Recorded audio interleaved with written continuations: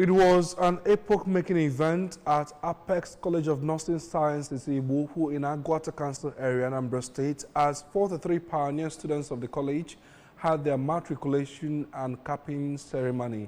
The college was accredited by the Nursing and Midwifery Council of Nigeria in March 2024 and opened its doors to its pioneer students a month later. Our correspondent, Igbo Ukwu, was there and now reports.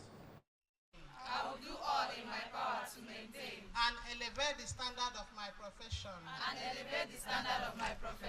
Speaking to the ABS, the preparator and visitor to the college, Professor Uchenna Nwosu, said the event was a special day in his life, as a dream which began decades ago with the loss of his father has blossomed into a legacy of hope, care, and excellency. The provost of the college, Pastor Promise Ekaba, said the school was the first accredited nursing school in Igbo Ukwu and have recorded tremendous achievements in just few months. For the chairman of the board of directors, Chief Bat Nwibe, and the traditional ruler of Igbo Ukwu, Igwe Alex Azike, the matriculation and capping ceremony is a milestone which marks the dawn of a new era in health education.